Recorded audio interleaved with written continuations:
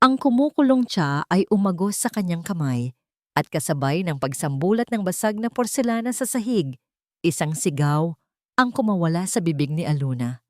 Sir! Ngunit hindi para sa sarili niya ang sigaw na yon. Hindi para sa balat niyang unti-unti nang namumula at nararamdaman ang matinding hapdi. Ang sigaw na yon ay para sa matandang lalaking nasa harapan niya. Ang amo na ngayon ay blangko ang ekspresyon na para bang walang nararamdamang sakit mula sa mainit na likidong tumapon din sa kanyang mga binti. Ito na ba ang katapusan? Ang pag-asa na ilang oras lang ang nakalipas ay tila bituin na abot kamay niya. Ngayon ay parang bumagsak kasama ng nabasag na tasa. Ang perang pampagamot kay Lola Elena. Ang pangarap na mabigyan ito ng mas komportableng buhay. Lahat ay naglalaho na parang usok. Kaninang umaga lang, nang tumunog ang kanyang lumang cellphone, halos hindi siya makapaniwala. Hello, is this Miss Aluna Sagrado? Tanong ng isang formal na boses sa kabilang linya. Oo po, ako nga po, sagot niya, habang pinipigilan ang panginginig ng boses. This is from the Silvestre residence. Don Mariano would like to see you for a final interview. Please be here at 2 o'clock this afternoon. Sa isang iglap, nabura ang lahat ng pagod sa kanyang katawan. Napayakap siya sa kanyang Lola Elena na nooy nag-aayos ng kanilang maliit na hapagkainan. Lola, nakuha ko na yata ang trabaho. Masayang bulalas niya. Ngumiti ang kanyang lola, isang matamis ngunit pagod na ngiti. Ngunit ang nangiting iyon ay biglang naputol ng sunod-sunod itong umubo. Isang ubo na tila pumipiga sa puso ni Aluna sa tuwing naririnig niya. Iyon ang nag-iisang dahilan. Ang ubong iyon. Iyon ang nagtulak sa kanya na pumasok sa malaking bakal na tarangkahan ng mansyon ng mga Silvestre, isang lugar na sa panaginip lang niya nakikita.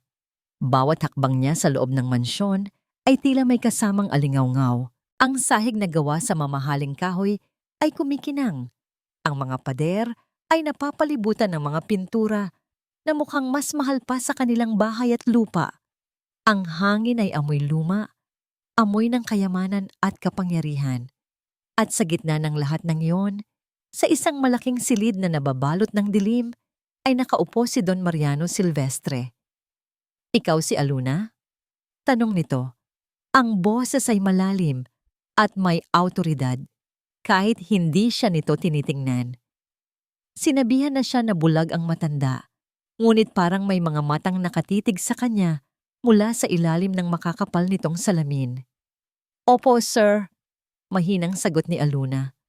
Alam mo ba kung ano ang trabahong pinasok mo? Personal caregiver po, sir. Para alagaan po kayo. Hindi lang ako ang aalagaan mo, sabi ng matanda. Dahan-dahang kinapa ang tasa ng tsaa sa lamesang katabi nito. Aalagaan mo ang tiwala ko, at ang tiwala ko ay mas mahalaga pa sa lahat ng ari-arian na nakikita mo dito. Dinala ni Don Mariano ang tasa palapit sa kanyang bibig. At doon na nangyari ang lahat.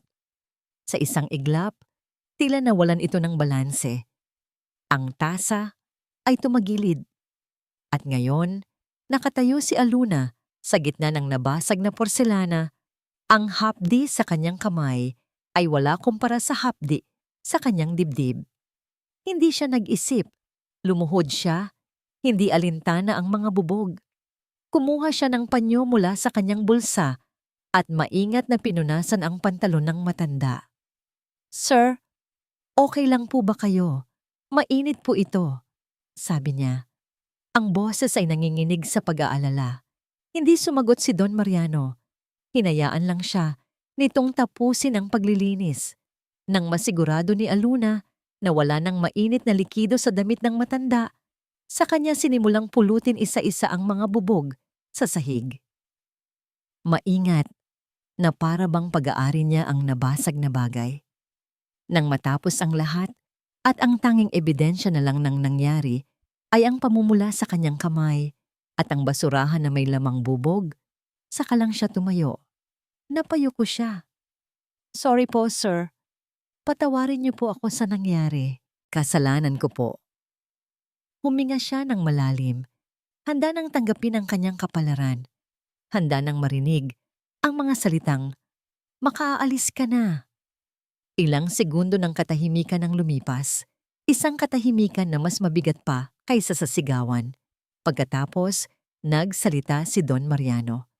Ang boses nito ay malamig at walang emosyon. Hindi aksidente ang nangyari. Napatingala si Aluna, naguguluhan. Iyon ang una mong pagsubok. Patuloy ng matanda. Ang mukha ay nakaharap pa rin sa kawalan. Huwag mo akong bibiguin sa mga susunod pa. Mula sa kanyang silya sa dilim, pinanood ni Don Mariano Silvestre ang bawat kilos ni Aluna. Nakikita niya kung paano nito maingat na pinupunasan ang alikabok sa mga libro, kung paano nito iniiwasang makatabig ng anumang bagay na babasagin. Bawat galaw ng dalaga ay may kasamang respeto at ingat.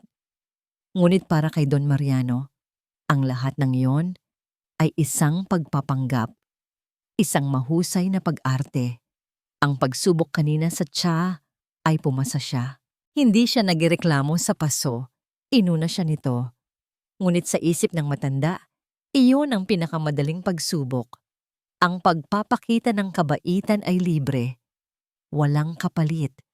Ang tunay na pagkatao ng isang tao ay lumalabas kapag ang tukso ay nasa harapan na nila.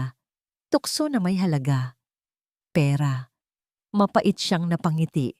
Naalala niya ang kanyang anak, si Liwayway, ang nag-iisang ilaw ng kanyang buhay na pinili siyang talikuran para sa isang lalaking walang maipagmamalaki kundi ang pag-ibig daw nito. Hindi pera ang kaligayahan, Papa. Iyon ang mga huling salitang narinig niya mula dito. Bago nito isinara ang pinto ng mansyon at sumama sa lalaking yon sa gitna ng malakas na ulan. Mula noon, isinara na rin ni Don Mariano ang kanyang puso. Para sa kanya, kasinungalingan ang mga salitang iyon. Ang pag-ibig ay may presyo. Ang katapatan ay may presyo. Lahat ay nabibili. Ang pagkatok sa pinto ang pumutol sa kanyang mapait na pag-iisip. Tio? Ang boses ni Dante, ang kanyang pamangkin. Pumasok ka. Utos ni Don Mariano. Pumasok si Dante na may dalang isang basket ng prutas. Ang ngiti nito ay kasing lapad ng kanyang mga pangarap. Kamusta na po kayo, Tio? Nabalitaan kong kumuha na raw po kayo ng bagong caregiver. Maaasahan po ba? Ang mga mata ni Dante ay puno ng kunwaring pag-aalala. Ngunit hindi nakaligtas sa pakiramdam ni Don Mariano ang mabilis na pagsulyap nito sa mga antigo at mamahaling palamuti sa silid. Parang isang buwitreng naghihintay na lang na bumagsak ang kanyang biktima. Mabait siya. Simpleng sagot ni Don Mariano. Masyadong mabait. Sa pagkakataong yon, pumasok si Aluna para kunin ang pinag-inuman ng kape ni Dante. Yumuko ito ng bahagya bilang paggalang. Good afternoon po, sir. Bati nito kay Dante. Tinanguan lang ito ni Dante. Ang tingin ay puno ng pagmamaliit. Nang tumalikod si Aluna para umalis, iyon na ang pagkakataon ni Don Mariano. Dahan-dahan niyang dinukot ang isang makapal na pitakang gawa sa tunay na katad mula sa bulsa ng kanyang pantalon. Sa isang kalkulado at tila aksidenteng kilos, hinayaan niya itong mahulog sa sahig malapit sa paanan ng isang kabinet. Gumawa ito ng isang mahinang kalabog na sapat lang para marinig. Hindi lumingon si Don Mariano. Hindi rin nagsalita si Dante. Ngunit alam ng matanda na nakita ito ng kanyang pamangkin. Lumabas si Aluna ng silid. Tio, nahulog po yata ang pitaka ninyo. Sabi ni Dante, akmang pupulutin ito. Hayaan mo dyan, madiing sabi ni Don Mariano. Tingnan natin kung ang kabaitan ay sapat para labanan ang tukso. Iniwan niya si Dante sa silid-aklatan at dumiretso siya sa isang maliit na kwarto sa dulo ng pasilyo. Sa loob niyon ay may isang monitor na nagpapakita ng lahat ng anggulo ng silid-aklatan mula sa mga kamerang nakatago. Umupo siya at naghintay. Ilang sandali pa, pumasok muli si Aluna. Dala ang isang basahan. Sinimulan niyang punasan ang kabinet na malapit Sa kung saan nahulog ang pitaka, nakita ni Don Mariano ang eksaktong sandali nang mapansin ng dalaga ang bagay na yon sa sahig. Tumigil ito. Napatingin sa pitaka. Hindi ito gumalaw ng mga 5 segundo. Para kay Don Mariano, ang 5 segundong iyon ay kasing haba ng 1 oras. Nakita niya ang pag-aalinlangan. Nakita niya ang giyera sa loob ng isipan nito. Sige, pulutin mo, sabi ng isang demonyo sa isip ni Don Mariano. Ibulsa mo. Patunayan mo na tama ako. Ngunit hindi yun ang nangyari. Dahan-dahang pinulot ni Aluna ang pitaka. Hinawakan niya ito ng may pag-iingat. Hindi niya ito binuksan. Sa halip lumakad siya patungo sa malaking mesa ni Don Mariano. Maingat niyang ipinatong ang pitaka sa mismong gitna ng mesa, sa lugar na imposibleng hindi ito makita pagbalik ng may-ari. Pagkatapos, bumalik siya sa kanyang ginagawa na para bang walang nangyari. Napasandal si Don Mariano sa kanyang upuan, ang mga mata ay nakatitig sa monitor. Hindi siya nakaramdam ng ginhawa, hindi siya nakaramdam ng paghanga. Ang naramdaman niya ay isang nakakainis na pagkadismaya. Ang pagiging malinis ng dalaga ay hindi kapani-paniwala. Masyadong perpekto, masyadong kalkulado, masyadong perpekto, bulong niya sa sarili. Masyadong malinis. Isang malamig na ngiti ang gumuhit sa kanyang mga labi. Lahat ng tao ay may presyo. Kailangan ko lang alamin kung magkano ang sa kanya. Lumipas ang ilang araw sa mansyon na puno ng nakabibinging katahimikan. Para kay Aluna, bawat sulok ng malaking bahay ay may dalang panganib. Ang bawat mamahaling gamit ay tila isang bitag na naghihintay lang sa kanyang pagkakamali. Matapos ang pagsubok sa tsa at sa pitaka, natutunan niyang maging mas maingat. Ang kanyang mga kilos ay naging mas dahan-dahan. Ang kanyang mga mata ay palaging alerto. Ngunit ang pinakaiiwasan niya sa lahat ay ang isang malaki at bughaw na plorera na nakapatong sa isang mesang gawa sa nara. Ayon sa ibang kasambahay, iyon daw ang paboritong gamit ni Don Mariano. Isang antigong bagay mula pa sa Tsina na daang taon na ang tanda. Kaya naman, sa tuwing naglilinis siya sa silid-aklatan, iyon ang huli niyang pinupunasan. Dahan-dahan, gamit ang pinakamalambot na tela na para bang hininga niya lang ang nag-aalis ng alikabok.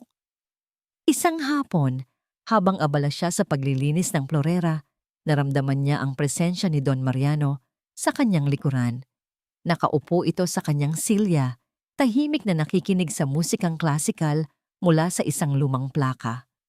Nasanay na si Aluna sa ganitong eksena.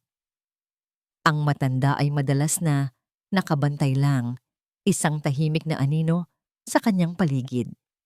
Ipinagpatuloy niya ang kanyang ginagawa, ang buong atensyon ay nasa plorera.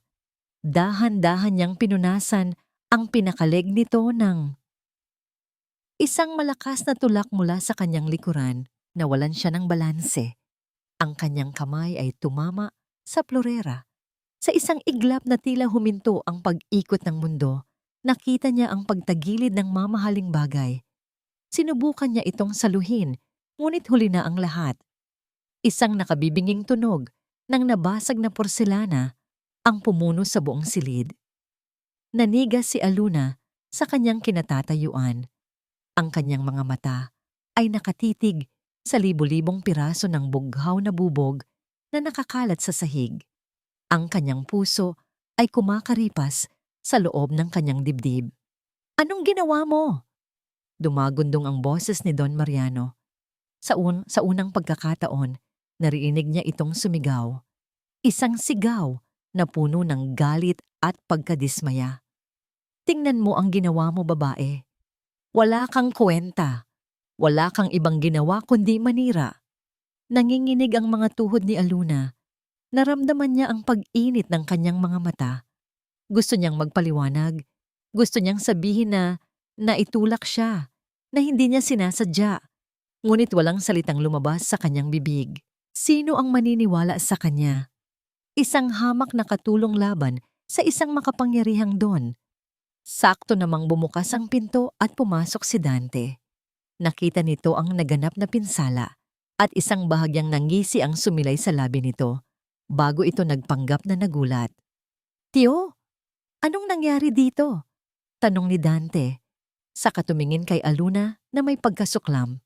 "Sinabi ko na nga ba, ang mga taong tulad nito ay hindi dapat pinagkakatiwalaan sa loob ng pamamahay ninyo. Paalisin nyo na po yan bago pa masira ang buong mansyon." Para itong isang sentensya. Ang mga salita ni Dante ang huling pako sa kanyang kabaong. Napayuko si Aluna, tinitigan ang mga bubog sa sahig na parang salamin ng kanyang bigong mga pangarap. Ito na nga ang katapusan. Uuwi siyang bigo. Paano na ang gamot ni Lola? Ngunit sa gitna ng kanyang pagkatakot at kahihiyan, isang tinig sa loob niya ang nagsalita. Isang tinig na nagmula sa mga pangaral ng kanyang lola. Ang kahirapan ay hindi lisensya para mawala ng dangal. Huminga siya ng malalim. Itinaas niya ang kanyang mukha. Sinalubong ang galit na titig ni Don Mariano, kahit hindi niya ito nakikita. "Kasalanan ko po," sabi niya. Ang boses ay mahina, ngunit buo. "Hayaan niyo po akong magtrabaho dito, kahit walang sahod para mabayaran ng pinsala." Nagulat maging si Dante sa kanyang sinabi. Ang inaasahan ng lahat ay iiyak siya at magmamakaawa. Ngunit si Aluna ay nakatayo lang doon, handang tanggapin ang responsibilidad, kahit hindi ito sa kanya. Iyon lang ang tanging yaman na meron siya, ang kanyang paninindigan. Isang mahabang katahimikan ang namayani. Tinitigan siya ni Don Mariano, isang tingin na hindi niya mabasa, isang tingin na tila tumatagos sa kanyang kaluluwa. Ang galit sa mukha ng matanda ay unti-unting napalitan ng isang bagay na mas komplikado: pagkalito, pagtataka. Pagkatapos, ibinaling ni Don Mariano ang tingin kay Dante. "Umalis ka muna, Dante," sabi ng matanda sa isang boses na biglang naging kalmado at may bigat. "Pero tiyo, sinabi kong umalis ka muna." Pag-uulit ni Don Mariano, mas madiin. "Ako ang magpapasya dito." Nakatigil ang mamahaling sasakyan ni Dante sa isang madilim na bahagi ng kalsada. Tanaw mula roon ang maningning na mansyon ng mga Silvestre. Para sa iba, iyon ay isang tahanan. Para sa kanya, iyon ay isang kaharian. Ang kanyang mamanahin. Ang kanyang kinabukasan. Ngunit ngayon, ang kaharian na yon ay mayroong isang peste. Isang hamak na babaeng nagngangalang Aluna.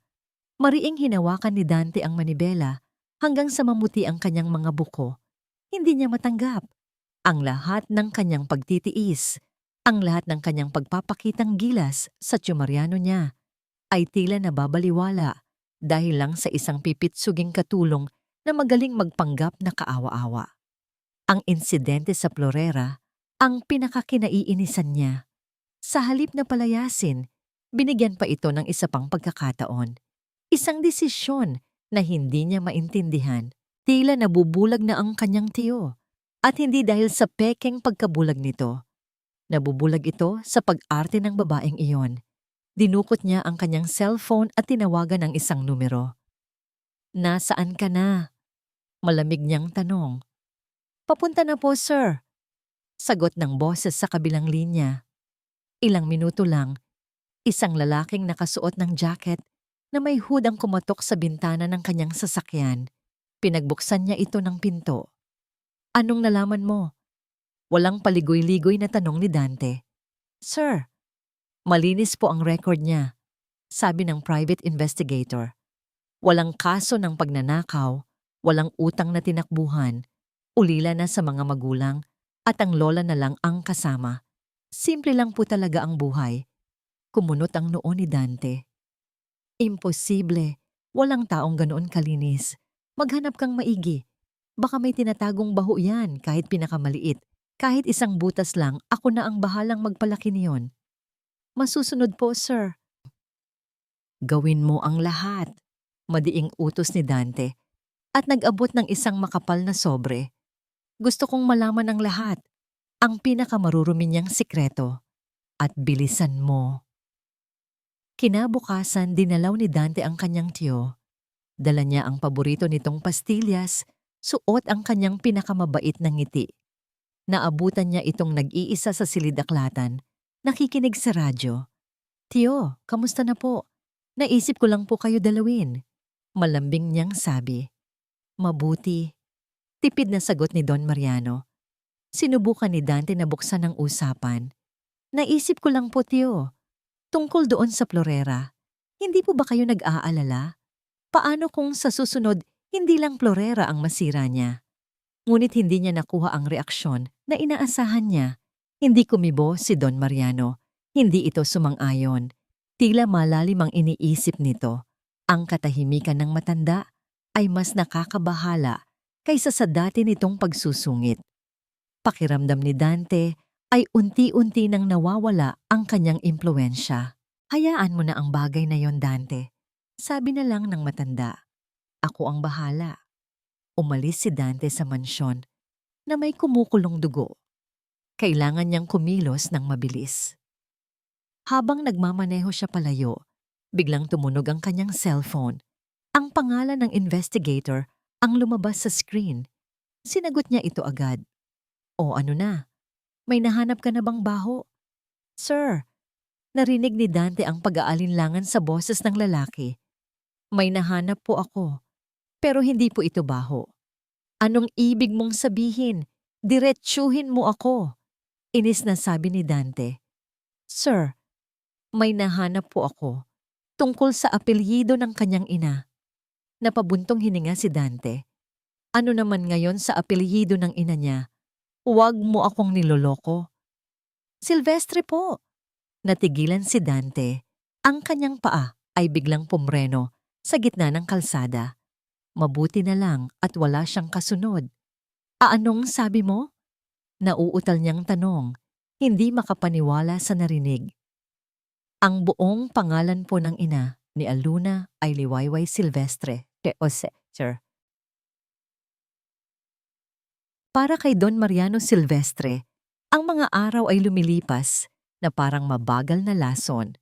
Ang bawat pagsubok na ibinibigay niya kay Aluna ay hindi nagbibigay sa kanya ng kasagutan, bagkus ay nag-iiwan lang ng mas maraming tanong. Ang katapatan ng dalaga ay hindi natural.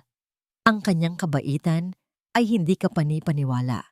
Tila ba may isang puwersang mas malaki ang nagpoprotekta dito. Isang invisible na baluti laban sa lahat ng kanyang patibong. Kaya naman, napagdesisyunan niyang ilabas na ang kanyang huling sandata. Isang sandata na hindi sumusubok sa katapatan, kundi sa kaluluwa. Isang pagsubok na idinisenyo para basagin hindi ang prinsipyo, kundi ang puso. Isang gabing malalim at tahimik, pumasok si Don Mariano sa isang silid na matagal na niyang hindi binubuksan. Ang silid ni Liwayway. Ang lahat ay nananatili sa ayos na para bang kahapon lang umalis ang kanyang anak. May kaunting alikabok sa ibabaw ng mga gamit, ngunit ang amoy ng lavender, ang paboritong pabango ni Liwayway, ay nananatili pa rin sa hangin. Kinapa niya ang daan patungo sa tokador. Mula sa pinakailalim na drawer, dahan-dahan niyang inilabas ang isang maliit na kahon na gawa sa kahoy. Ang music box. Ang huling regalo niya kay Liwayway bago sila nagkasira. Ang kahon na naglalaman ng himig na siya mismo ang nag-request sa isang musikero na likhain para sa kanyang unika hija. Dinala niya ang music box sa silid-aklatan at ipinatong sa mesang katabi ng kanyang silya. Kinabukasan, hinintay niya ang tamang pagkakataon. Nang pumasok si Aluna para maglinis gaya ng dati nitong ginagawa, ang buong paligid ay tahimik. Si Don Mariano ay nakaupo sa kanyang silya, nakapikit, na para bang natutulog, habang si Aluna ay abala sa pag-aayos ng mga libro sa kabilang dulo ng silid. Dahan-dahang itinaas ni Don Mariano ang takip ng music box. Isang malambing at malungkot na himig ang nagsimulang umalingaw-ngaw sa buong silid-aklatan. Isang himig na pamilyar sa bawat sulok ng mansyon ngunit isang himig na matagal nang hindi naririnig.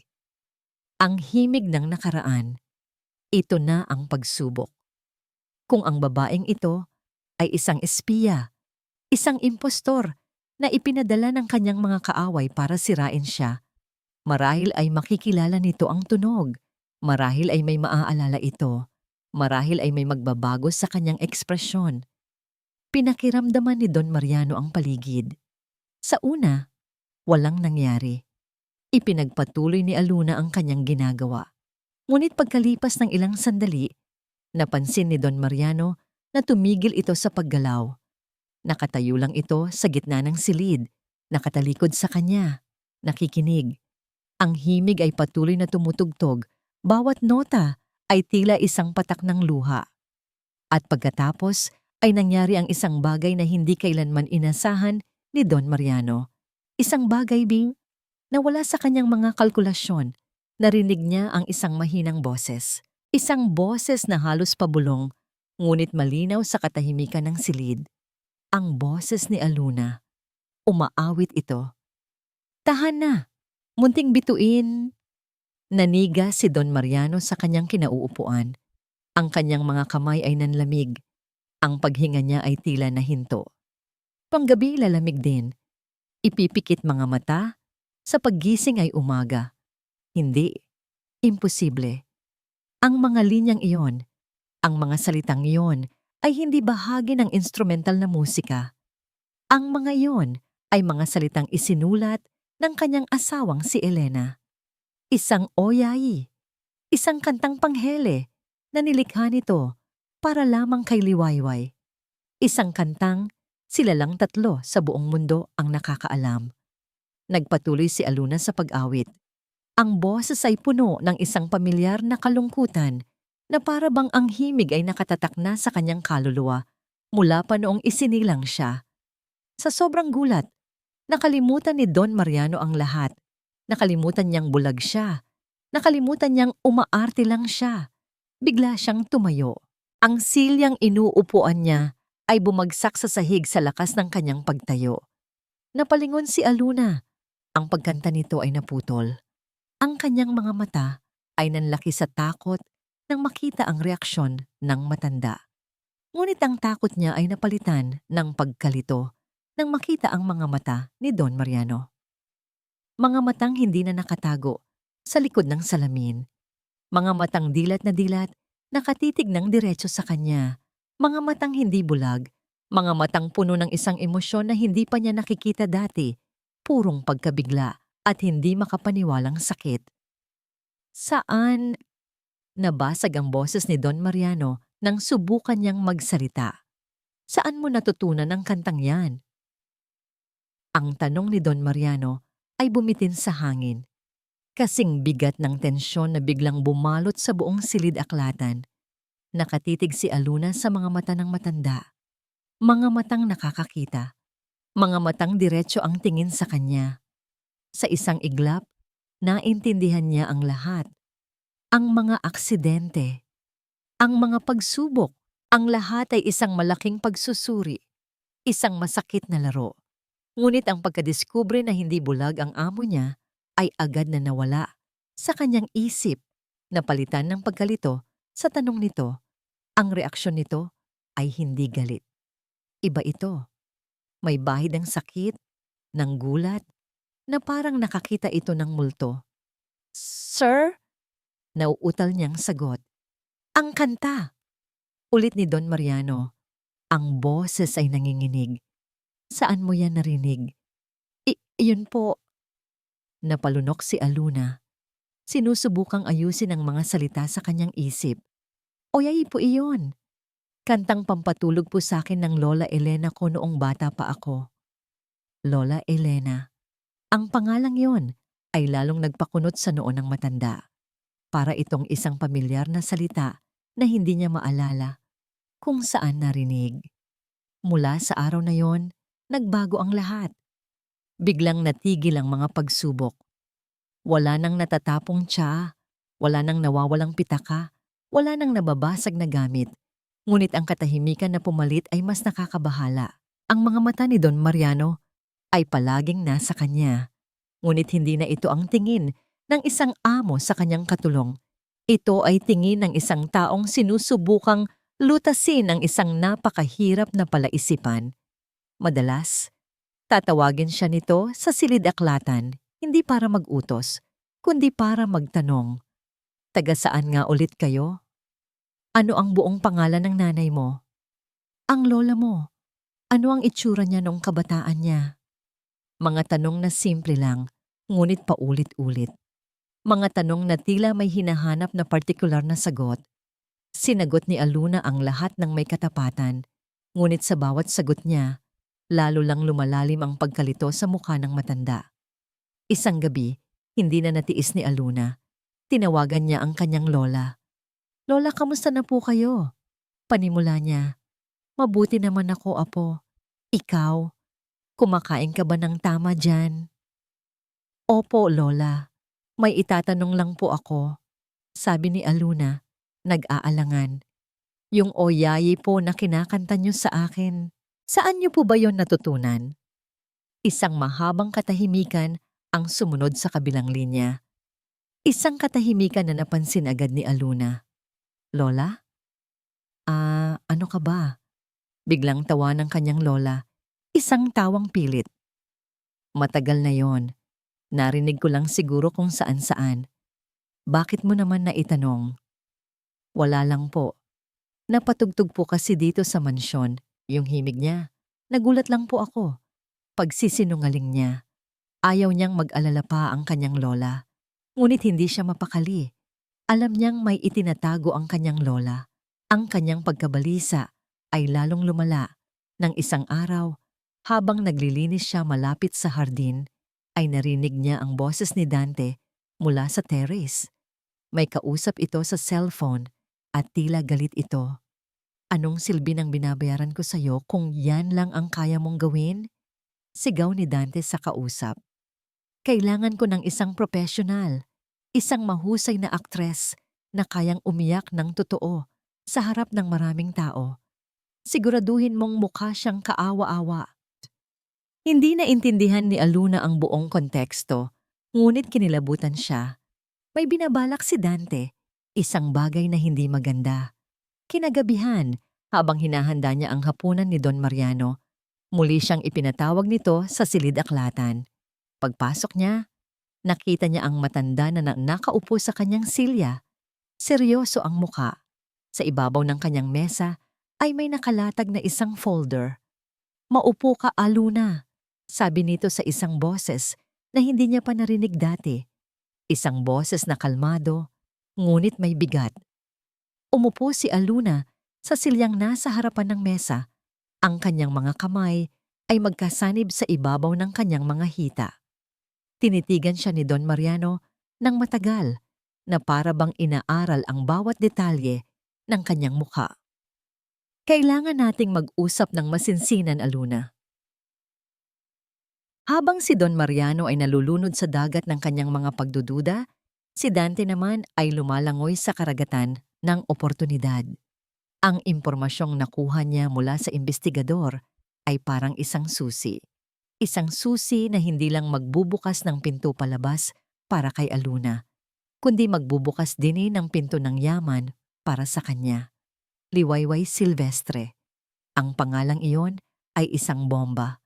Alam niyang kapag nalaman ito ng kanyang tiyo, magbabago ang lahat. Ngunit kung siya ang unang magpapasabog ng bomba na ito sa paraang gusto niya, siya ang kokontrol sa lahat. Hindi niya hahayaang may biglang sumulpot na tagapagmana. Hindi niya hahayaang mapunta sa isang hamak na katulong ang lahat ng pinaghirapan niyang itayo.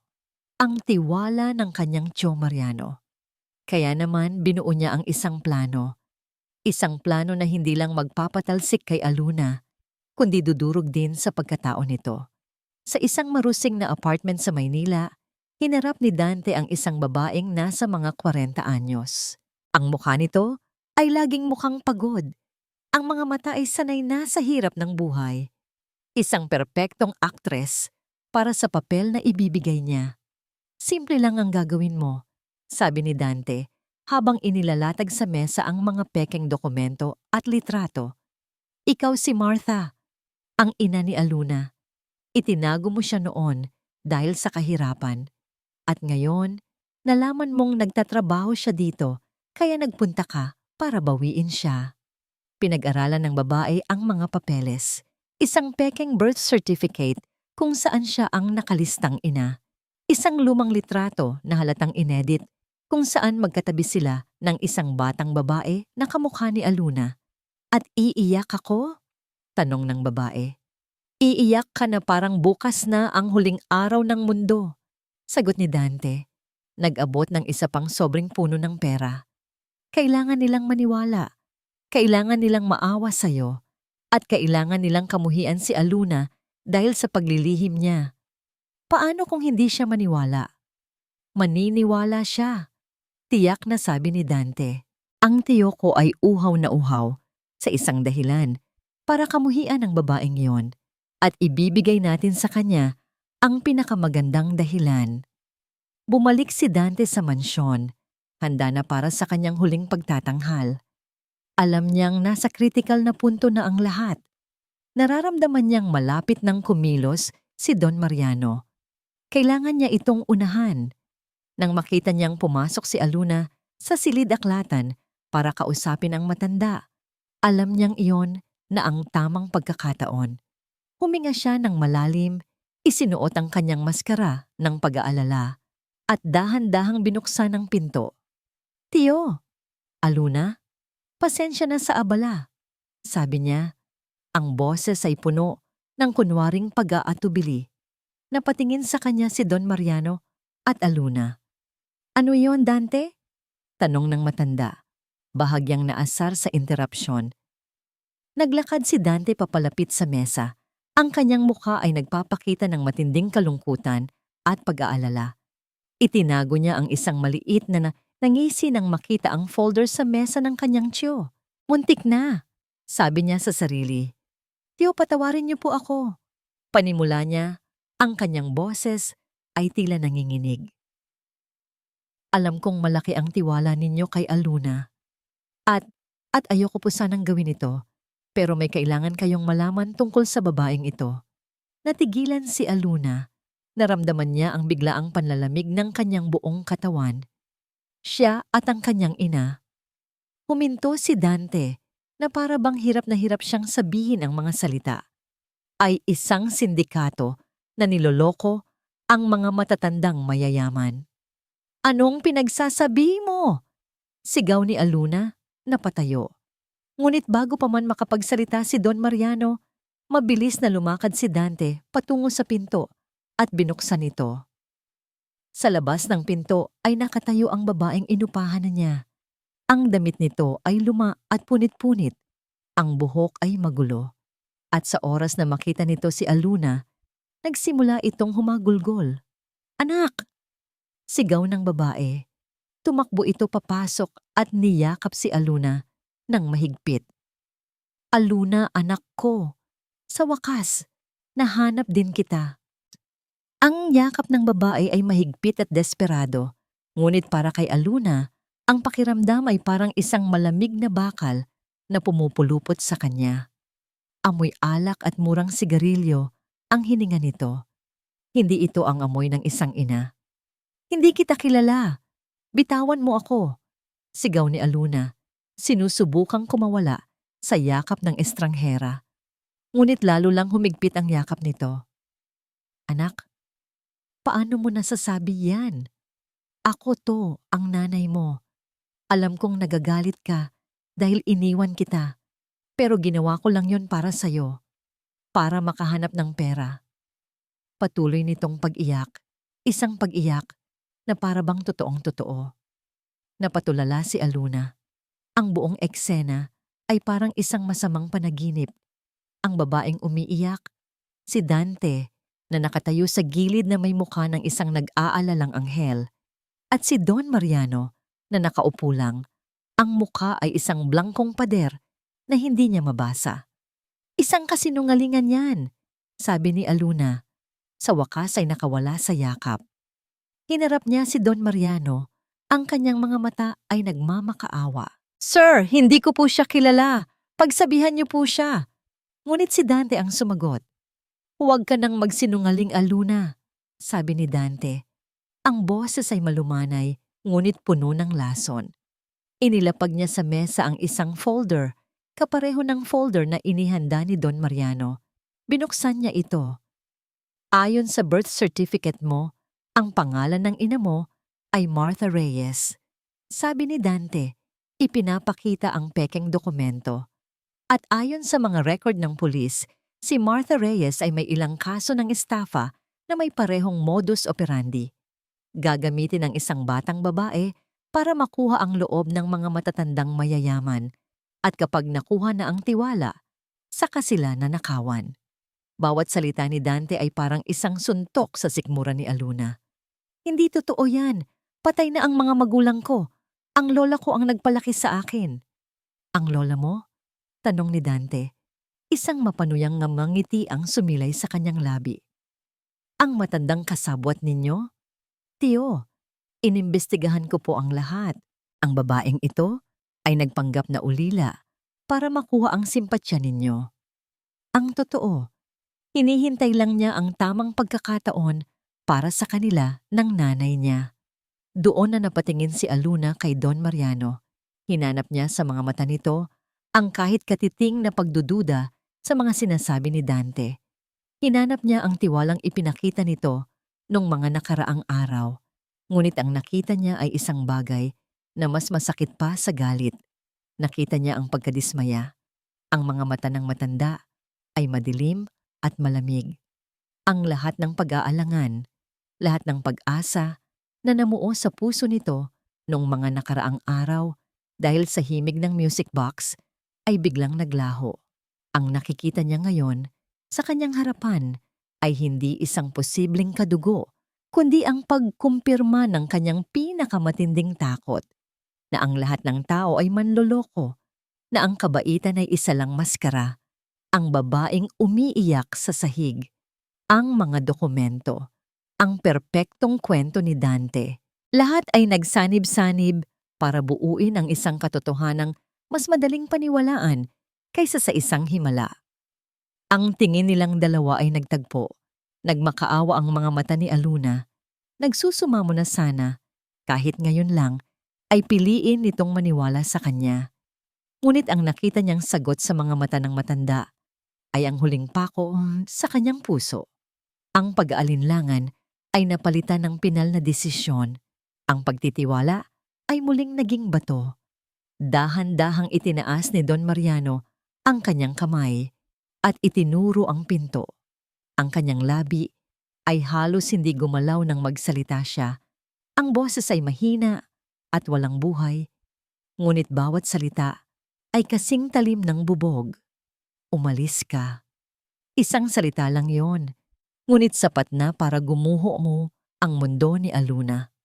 Huwag na huwag ka nang magpapakita sa akin kailanman. Hindi na nagsalita si Aluna. Wala nang luhang lumabas sa kanyang mga mata. Pakiramdam niya ay tuyo na ang mga ito. Tumalikod siya at nagsimulang maglakad. Bawat hakbang palayo sa silid na yon ay parang isang milya. Dinaanan niya ang babaeng nakaupo pa rin sa sahig. Umiiyak pa rin sa kanyang pag-arte. Dinaanan niya si Dante na ngayon ay may ngiti na ng isang tunay na demonyo. Paglabas niya ng mansyon, doon lang pumatak ang isang butil ng luha. Pagkatapos ay isa pa at isa pa, hanggang sa ang pag-agos nito ay hindi na niya mapigilan, kasabay ng pagbagsak ng langit sa kanyang buong pagkatao. Nang maisara ang pinto at tuluyan nang mawala si Aluna, isang nakabibinging katahimikan ang pumalit sa silid-aklatan. Ang tanging maririnig na lang ay ang pekeng hagulgol ng babaeng upahan ni Dante. Maari ka nang umalis, malamig na sabi ni Don Mariano sa babae. Hindi man lang ito tinitingnan. Agad na tumigil sa pag-iyak ang babae. Tumayo ito. Pinunasan ang kanyang mga pekeng luha. Kinuha ang bayad mula kay Dante na nakapatong sa isang tabi. At mabilis na lumabas ng silid na parang walang nangyari. Naiwan silang dalawa ni Dante. Tiyo! Alam kong masakit po ito para sa inyo. Malungkot na sabi ni Dante, ipinagpapatuloy ang kanyang pag-arte. Pero mas mabuti na pong nalaman natin ang totoo bago pa mahuli ang lahat. Tumangulang si Don Mariano. Mag-iisa muna ako, Dante.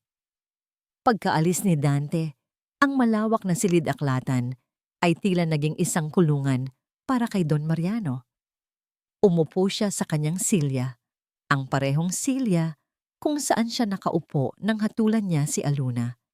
Sinubukan niyang kumbinsihin ang sarili. Tama lang ang ginawa ko. Iyon ang nararapat. Isang manloloko ang pinalayas niya. Isang panganib ang inalis niya sa kanyang pamamahay. Ngunit habang lumalalim ang gabi, ang katahimikan ng mansyon ay tila may ibinubulong sa kanya. Ang mga alaala ng mga nakaraang araw ay bumabalik. Ang paraan ng pag-aalaga sa kanya ni Aluna. Ang kanyang katapatan sa kabila ng lahat ng pagsubok.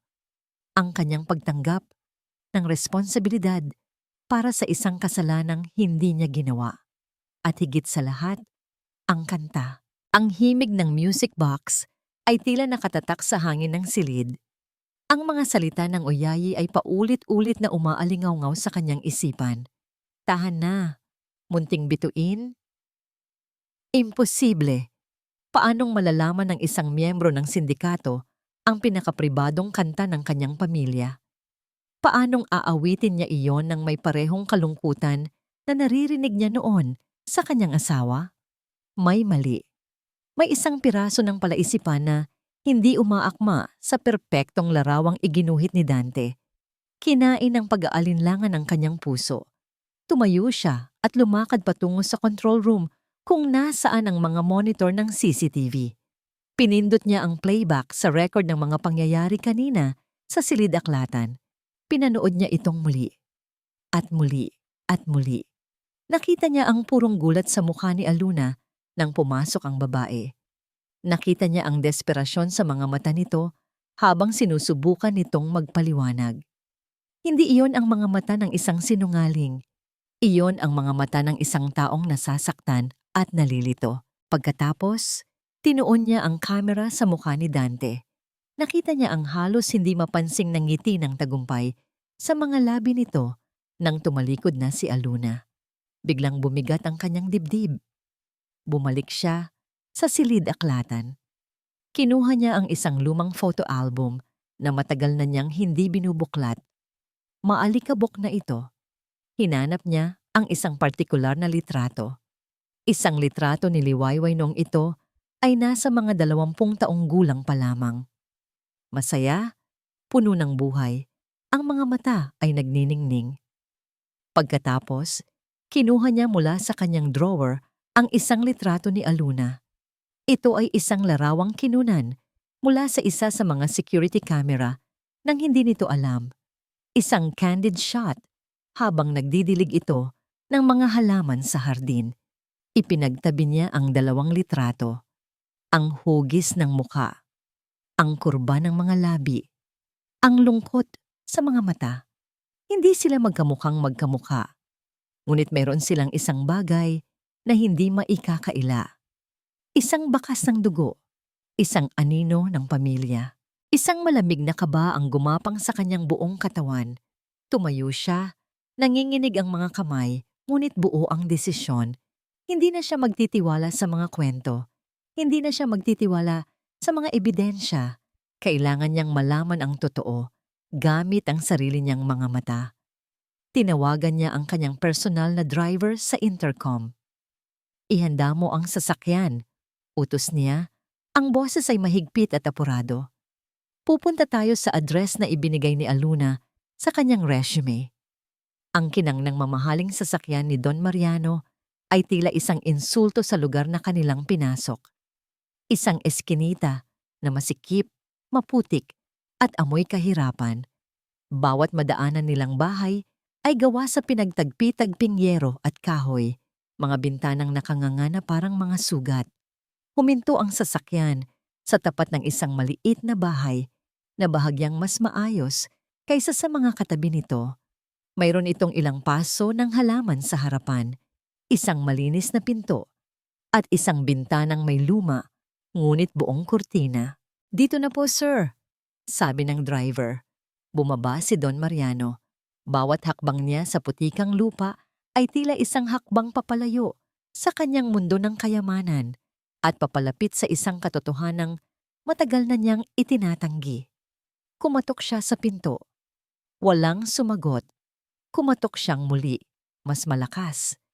Ilang sandali pa, isang mahinang boses mula sa loob ang nagsalita. "Bukas yan." Dahan-dahan niyang itinulak ang pinto. Ang loob ng bahay ay maliit, simple, ngunit malinis. May iisang mesa, 2 upuan, at isang maliit na altar sa isang sulok. Ngunit ang kanyang atensyon ay agad na napunta sa isang papag sa kabilang dulo ng silid. Doon, nakahiga ang isang babae. Payat na payat, ang buhok ay halos puti na lahat. Ang balat ay kulubot na. Nakatalikod ito sa kanya. Mahina ang paghinga nito na sinasabayan ng isang mahinang ubo. Wala si Aluna. Naglakad si Don Mariano papalapit. Ang sahig na kawayan ay umuugong sa bawat bigat ng kanyang hakbang. "Excuse me po," sabi niya, hindi sigurado kung ano ang sasabihin. "Hahanapin ko lang sana si Aluna." Dahan-dahan at tila nahihirapan, gumalaw ang babae sa papag. Umikot ito para harapin siya. At sa sandaling iyon, ang oras ay huminto para kay Don Mariano Silvestre. Ang mukha ng babae ay hinagupit ng panahon at karamdaman. Ngunit ang mga matang iyon ay hindi niya maaaring makalimutan. Mga matang minsan niyang minahal, nang higit pa sa kanyang buhay. Mga matang sinumpaan niyang hahanapin hanggang sa dulo ng mundo. Ngunit sumuko rin siya. Ang kanyang puso ay tila dinurog at binuo muli sa isang iglap. "Elena?" Ang pangalan ay lumabas sa kanyang bibig na parang isang bulong, isang panalangin. Ang mga mata ng babae ay nanlaki sa gulat. Ang pagod sa kanyang mukha ay napalitan ng pagkabigla, ng takot, at ng isang pamilyar na sakit. Mariano? 2 pangalan, 2 mundo, 2 pusong muling nagtagpo sa gitna ng kahirapan at pagsisisi. Sinubukan ni Don Mariano na humakbang, ngunit ang kanyang mga tuhod ay tila bumigay. Napaluhod siya sa sahig na kawayan. Ang kanyang mga mata ay hindi maalis sa mukha ng asawang akala niya ay matagal nang nawala. "Buhay ka," sabi niya. Ang boses ay basag. "Buhay ka." Tumulo ang mga luha sa mga mata ni Doña Elena. "Anong ginagawa mo dito?" Hinahanap ko siya," sabi ni Don Mariano. Ang isip ay gulong-gulo. Si Aluna, ang bata sa mansyon, ang kanta. "Pinalayas mo siya," sabi ni Doña Elena. Ang boses ay puno ng hinanakit. "Pinalayas mo ang sarili mong apo." Ang mga salitang yonosinang yon ay tumusok sa puso ni Don Mariano na parang isang punyal. Apo. Ang salitang yon ang kumumpirma sa lahat. "Bakit?" tanong niya. Ang mga luha ay malaya nang dumadaloy sa kanyang pisngi. "Bakit hindi kayo bumalik? Bakit mo siya inilayo sa akin?" "Para protektahan siya," sagot ni Doña Elena. Ang kanyang boses ay biglang lumakas. "Para hindi niya maranasan ang naranasan ng kanyang ina, ang mapagtabuyan ng sarili niyang ama. Ang mamatay sa sama ng loob dahil sa mga salitang binitiwan mo, Mariano." Ang bawat salita ay isang sampal. Ang katotohanan ng pagkamatay ni Liwayway ay isinambulat sa kanyang harapan, mas masakit kaysa sa inaakala niya. Nang mga sandaling iyon, bumukas ang pinto. Pumasok si Aluna. Dala ang isang maliit na supot ng gamot at tinapay. Natigilan siya nang makita ang eksena sa loob ng kanilang maliit na bahay. Ang kanyang amo, ang makapangyarihang si Don Mariano Silvestre, ay nakaluhod sa sahig. Umiiyak sa harap ng kanyang lola. Ang isip niya ay hindi maproseso ang nakikita. Tumingin siya mula kay Don Mariano patungo sa kanyang lola Elena.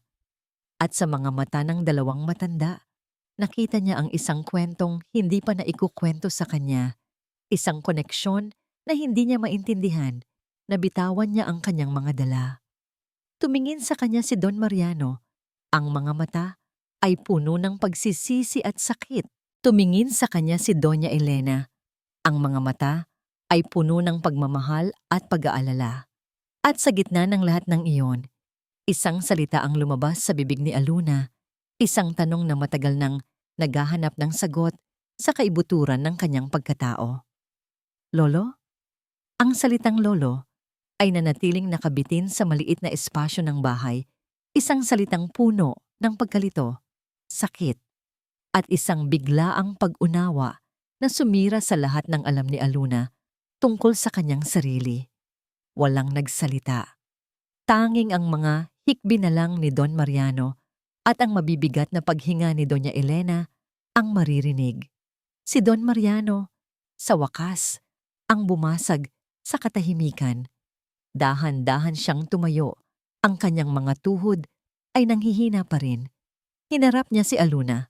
Ang dating amo na may mga matang mapanghusga ay wala na. Ang nasa harapan niya ngayon ay isang matandang lalaki na hubad sa lahat ng kanyang kapangyarihan, isang lolo na puno ng hindi masukat na pagsisisi. "Patawarin mo ako, apo," sabi niya. Ang boses ay garalgal. "Patawarin mo ang lolo." Hindi alam ni Aluna kung ano ang sasabihin. Ang lahat ng galit at sakit na naramdaman niya noong pinalaya siya ay biglang napalitan ng isang malalim na kalungkutan para sa kanilang lahat, para sa inang hindi niya nakilala, para sa lolang nagtiis mag-isa, at para sa lolong ngayon niya lang nakita ang tunay na anyo. Dinala ni Don Mariano ang maglola pabalik sa mansyon, hindi sa marangyang sasakyan, kundi sa isang ambulansya na agad niyang ipinatawag para masigurong komportable si Doña Elena. Pagdating nila sa mansyon, naabutan nila si Dante sa sala, nagbubuhos ng alak para sa kanyang sarili, nagdiriwang ng kanyang tagumpay. Ang nangiti sa kanyang labi ay agad na naglaho nang makita niya kung sino ang mga kasama ni Don Mariano. Nanlaki ang kanyang mga mata. Napatingin siya kay Doña Elena, pagkatapos ay kay Aluna at pabalik sa galit na mukha ng kanyang tiyo. "Titiyo," nauutal niyang sabi. Mama." Anong ibig sabihin nito? "Tapos na ang pagpapanggap, Dante," malamig na sabi ni Don Mariano. Sa sala ng mansyon, kung saan naganap ang pekeng pagtatanghal kanina, doon din naganap ang tunay na paglalantad. Inilahad ni Doña Elena ang lahat. Ang pagmamakaawa ni Liwayway, ang pagtataboy ni Don Mariano, ang kanyang pag-alis, dala ang sanggol na si Aluna para ilayo ito sa isang pamilyang puno ng galit at ang kanilang simpleng buhay na puno ng pagmamahal kahit sa gitna ng kahirapan. Habang nagsasalita si Doña Elena, si Dante ay unti-unting namumutla. Sinubukan pa niyang magdahilan. Isang kasinungalingan yan. Magkasabwat silang lahat para makuha ang pera mo, tiyo. Ngunit wala nang naniniwala sa kanya. Ang katotohanan ay may sariling bigat. At sa sandaling iyon, dinudurog nito ang lahat ng kanyang kasinungalingan. Tumawag si Don Mariano sa kanyang abogado.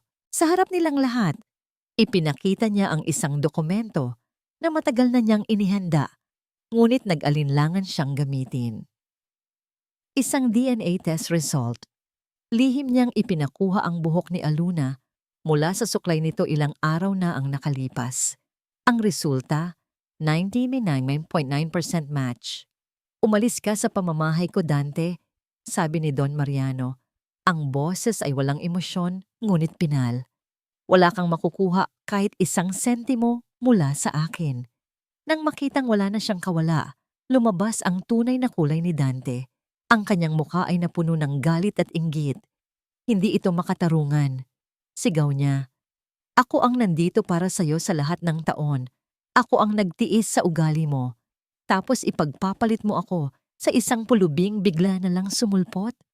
Ang pulubing sinasabi mo ay ang dugo't laman ko." Sagot ni Don Mariano, "Umalis ka na bago pa kita ipakaladkad sa mga gwardiya. Umalis si Dante na nagbabanta at nagmumura. Ang kanyang anino ay naglaho sa dilim. Nang sila na lang ang naiwan, muling hinarap ni Don Mariano si Aluna. Kinuha niya ang isang makapal na folder mula sa kanyang safe. Ito ang mga papeles na naglilipat ng lahat ng kanyang ari-arian sa pangalan ng kanyang nag-iisang tagapagmana, Aluna Sagrado Silvestre. Inabot niya ito kay Aluna. Ito ang para sa'yo, apo. Ito ang dapat na sa'yo mula pa noon. Tinitigan ni Aluna ang folder. Ang yaman na maaaring magbago ng kanyang buhay, magpakailanman. Ang sagot sa lahat ng kanilang problema, ngunit hindi niya ito kinuha. Umiling siya, at sa unang pagkakataon, mula nang bumalik sila, ngumiti siya. Isang maliit at malungkot na ngiti. Tumingin siya sa kanyang lolo, pagkatapos ay sa kanyang lola na nakaupo sa silya na ngayon ay ligtas na. Ang kailangan ko po ay hindi ang yaman ninyo, sabi niya. Ang boses ay mahina, ngunit matatag.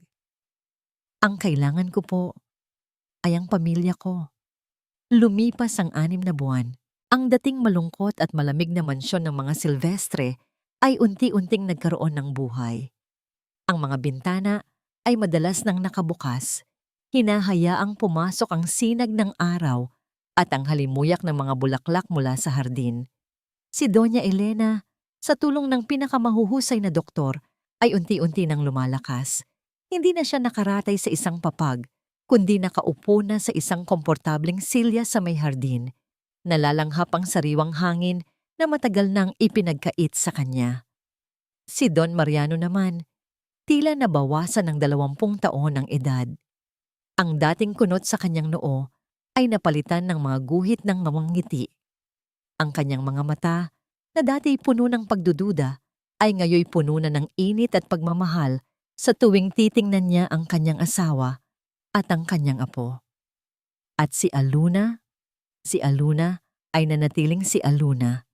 Hindi niya kinuha ang posisyon bilang tagapagmana. Sa halip, pinakiusapan niya ang kanyang lolo na turuan siya. Araw-araw, pagkatapos niyang alagaan ang kanyang lola, ay kasama niya si Don Mariano. Sa opisina nito, pinag-aaralan ang mga papeles ng kanilang mga lupain at negosyo. Ngunit hindi siya nagbago ng pananamit. Nananatili siyang simple. Ang kanyang mga kamay, na dati sanay sa paglilinis, ay ngayoy natututong magpatakbo ng isang imperyo. Ngunit ang pinakamahalaga sa lahat, hindi niya kinalimutan ang mga dating kasamahan. Ang mga katulong sa mansyon ay hindi na niya itinuring na mga utusan, kundi mga kaibigan, isang pamilya. Madalas, makikita siya sa kusina, nakikipagtawanan sa kanila habang tumutulong sa paghahanda ng pagkain. Isang hapon, habang ang araw ay malapit ng lumubog, magkakasamang nakaupo ang tatlo sa hardin. Si Doña Elena, si Don Mariano, at si Aluna. Sa mesang nasa kanilang harapan, nakapatong ang maliit na music box. Gusto niyo po bang marinig ulit? Tanong ni Aluna. Tumango ang dalawang matanda. Binuksan ni Aluna ang takip ng kahon at muling umaling-awngaw sa hardin ang pamilyar na himig. Ang himig na nagsimula ng lahat, ang himig ng nakaraan na siyang naging tulay para sa kanilang kinabukasan. Hindi na kumanta si Aluna, hindi na rin kailangan. Ang musika na lang ay sapat na. Pinanood niya ang kanyang lola at lolo. Nakahilig ang ulo ni Doña Elena sa balikat ni Don Mariano. Ang kamay naman ni Don Mariano ay nakapatong sa kamay ng kanyang asawa. Isang eksena ng kapayapaan, isang eksenang ipinagkait sa kanila ng panahon at ng kanilang mga pagkakamali, ngunit sa wakas ay naibalik din ng pagpapatawad. Naramdaman ni Aluna ang isang mainit na kamay na humawak sa kanya, ang kanyang lolo. Salamat, apo, bulong ni Don Mariano. Ang mga mata ay nakatingin sa papalubog na araw. Salamat at ibinalik mo sa amin ang nawala. Ngumiti si Aluna, isang ngangiting totoo at puno ng pasasalamat. Hindi po ako lolo, sagot niya. Ang katotohanan po. Ang katotohanan ang nagbalik sa ating lahat. Ang himig mula sa music box ay patuloy na tumutugtog, sinasabayan ng huni ng mga ibon at ng banayad na ihip ng hangin. Sa hardin na yon, sa gitna ng 3 henerasyon na muling nabuo, ang isang kwento ng pagsubok at pagdududa ay sa wakas ay natapos na at isang bagong simula na mas matatag at mas makahulugan ang isinilang.